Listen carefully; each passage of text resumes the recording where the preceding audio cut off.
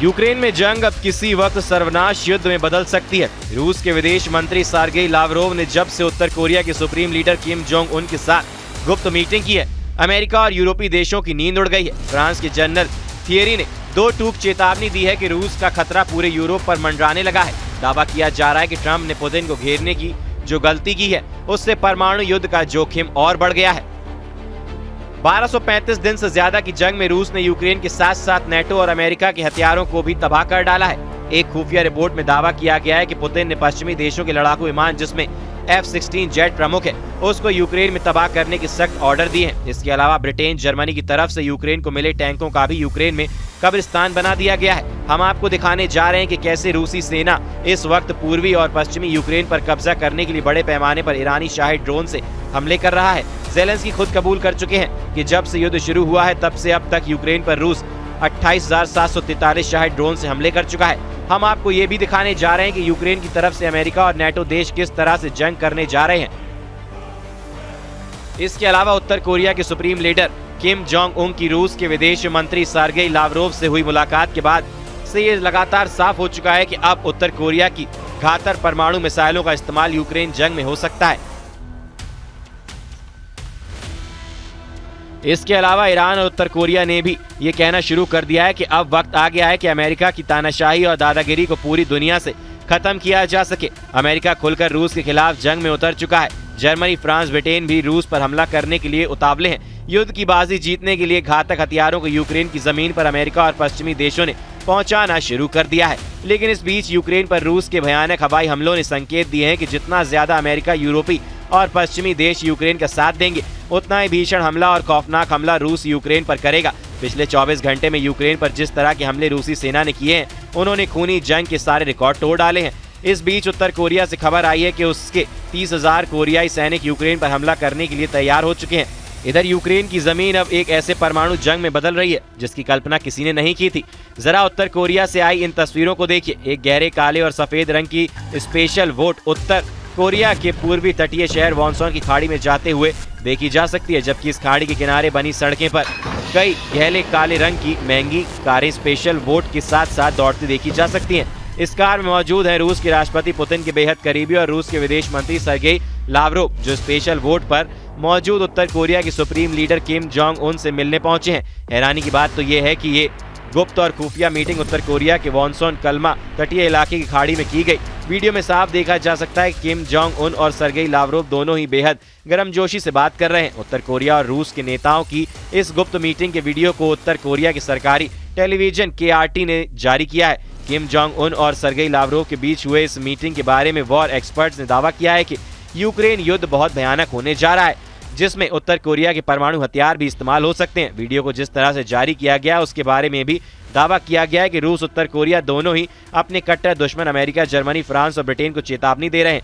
अगर यूक्रेन की आड़ में रूस पर पश्चिमी और यूरोपीय देशों ने मिलकर हमला किया तो फिर उत्तर कोरिया और रूस एक एक दुश्मन को मिट्टी में मिला देंगे। रूस के राष्ट्रपति व्लादिमीर पुतिन ने दावा किया है कि आज के यूक्रेन के क्षेत्र में हम जिन्हें नव नाजी कहते हैं, उनकी ओर से यह एक बड़ी गलती होगी। शायद ये उनकी आखिरी गलती होगी, क्योंकि हमारे परमाणु सिद्धांत का अभ्यास होता रहा है। हम हमेशा उन सभी खतरों का जवाब देते हैं जो हमारे सामने आते हैं। हमारी प्रतिक्रिया बहुत कठोर होगी। सबसे अधिक संभावना है नव नाजी शासन और दुर्भाग्य से यूक्रेन के लिए विनाशकारी होगी। मुझे उम्मीद है कि ये कभी ऐसा नहीं होगा। यूरेशिया टाइम्स की एक रिपोर्ट में दावा किया गया है कि रूस ने यूक्रेन पर बेतहाशा हवाई हमले किए हैं। खुद राष्ट्रपति ज़ेलेंस्की ने माना है कि 18 घंटे पहले रूस ने यूक्रेन पर 339 शाहिद ड्रोन से हमले किए, जिससे पूर्वी और पश्चिमी यूक्रेन में भीषण तबाही हुई। सैकड़ों घर तबाह हुए, 13 से ज्यादा यूक्रेनी नागरिक मारे गए हैं। बिजली घर और सैन्य अड्डे भी तबाह हुए हैं। यूरेशिया टाइम्स की एक रिपोर्ट में यह दावा किया गया है कि रूसी सेना चुन चुन कर यूक्रेन में मौजूद पश्चिमी देशों के टैंक और लड़ाकू विमानों को तबाह कर रहे हैं।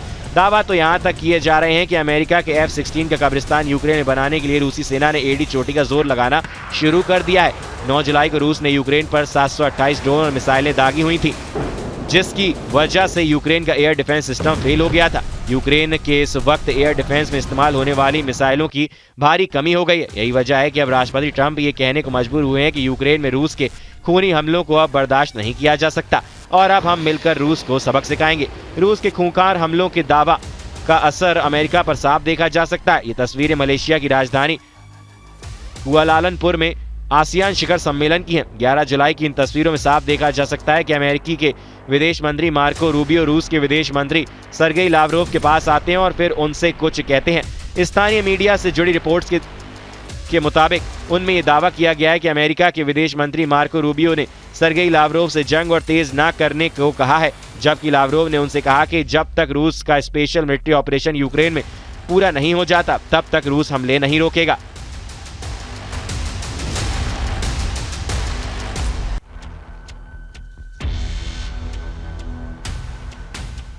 यूक्रेन के 51 से ज्यादा शहरों और गांवों पर भीषण हमला किया है। इस हमले में 20 से ज्यादा लोगों की जान चली गई और कई घायल हो गए। यूक्रेनी राष्ट्रपति व्लादिमीर ज़ेलेंस्की ने इस हमले की निंदा करते हुए एक तीखा बयान जारी किया और अंतर्राष्ट्रीय समुदाय से तत्काल कार्रवाई की मांग की।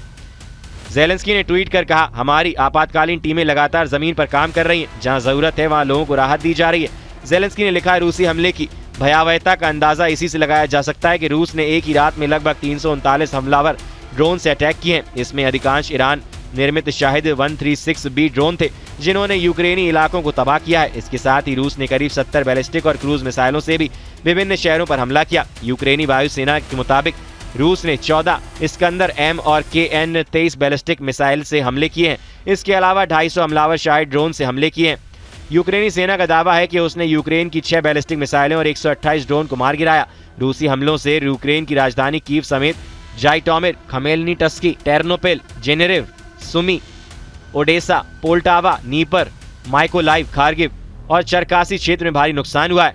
यूएन के मुताबिक 3.5 साल से ज्यादा की जंग में 30 लाख यूक्रेनी अपने ही देश में दूसरे ठिकानों पर जा चुके हैं, जबकि 60 लाख से ज्यादा यूक्रेनी विदेश में शरण लिए हुए हैं। इधर पुतिन ने अमेरिका और यूक्रेन को साफ कह दिया है कि अगर सीज फायर चाहते हो तो यूक्रेन के कम से कम 5 प्रांत रूस के हवाले कर दो। हम आपको बता दें, रूस ने इन इलाकों पर हमले तेज कर दिए जिन पर वो कब्जा करना चाहता है। अब आप ये जान लीजिए पुतिन सीज फायर किस शर्त पर करना चाहते हैं।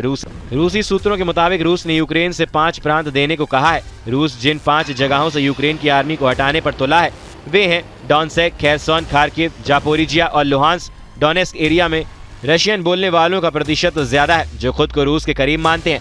आखिरी सेंसस के मुताबिक डोनेत्स्क की लगभग 75% जनसंख्या रूसी बोलती है। वे कल्चरली भी रूस से जुड़े हुए हैं। इसके अलावा साल 2014 में क्रीमिया के रूस में विलय के बाद यहाँ के लोग खुलकर मॉस्को के सपोर्ट में आने लगे। यूक्रेनी सेना और रूसी सपोर्टरों के बीच भारी जंग भी हो चुकी है। रूसी मिसाइलों के हमले, रूसी फाइटर जेट के हमले, रूसी ड्रोन के हमले, रूसी टैंक, तोप और रॉकेट्स से हमले यूक्रेनी सेना पर बेहद भारी पड़ रहे हैं। जब से अमेरिका ने यूक्रेन से दूरी बनाई है उसके बाद से यूक्रेन का एयर डिफेंस सिस्टम बेहद कमजोर साबित हुआ है। रूसी सेना आसानी से यूक्रेनी सेना को मार रही है। एक मोर्चे पर 300 से 400 से ज्यादा सैनिक मारे जा चुके हैं। हालात ये हैं कि महज 90 दिन में ही 472 मोर्चों पर 22,000 यूक्रेनी सैनिक मारे जा चुके हैं। हालात ये हैं कि महज 90 दिन में ही 472 मोर्चों पर 22,000 यूक्रेनी सैनिक मारे जा चुके हैं। पिछले 4 दिनों से जो तस्वीरें आ रही हैं वो बेहद भयानक हैं। रूसी हमलों से यूक्रेन का खार्किव इलाका आग का गोला बन चुका है। अब आप ये जान लीजिए कि पूर्वी यूक्रेन के डोनेट्स्क में वो कौन से 7 इलाके हैं जहां यूक्रेनी सेना की बुरी तरह से हार हुई है। अमेरिकी स्थित institute for the study of war यानी ISW के मुताबिक रूसी सेना महज 48 घंटे के अंदर यूक्रेन के 7 सीमावर्ती इलाकों में जबरदस्त बढ़त बना चुकी है। ISW के दावों के मुताबिक पूर्वी यूक्रेन के डोनेट्स्क क्षेत्र में सिवरस्क, टोरेट्स्क, पोक्रोवस्क और वेलिका नोवोसिल्का शहरों पर रूसी सेना ने कब्जा करने का दावा किया है, जहां तक कि यूक्रेन के जापोरिजिया क्षेत्र में बढ़त हासिल कर ली है। इसके अलावा रूस के बेलग्रद शहर के उत्तर पश्चिम में मध्य डेमिडोवका और उत्तर दिशा की तरफ पोर्कोवस्क, वेलिका नोवोसिल्का पर पूरी तरह से कब्जा कर लिया है। रूस लंबे समय से यूक्रेन के लुहांस्क, डोनेट्स्क, खेरसोन और जापोरिजिया इलाकों पर सितंबर 2022 से कब्जा करके बैठा है, जहां कभी रूसी सेना को बढ़त मिल जाती है तो कभी यूक्रेनी सेना रूसी सेना को खदेड़ देती है। अब ऐसे हालात में आप अंदाजा लगाइए, अगर रूस की तरफ से उत्तर कोरिया, ईरान और चीन भी जंग में उतर पड़ेंगे तो फिर अमेरिका और पश्चिमी देश रूस के खूनी हमलों से कैसे बच पाएंगे। और ऐसी स्थिति में यूक्रेन का सर्वनाश होना तय है।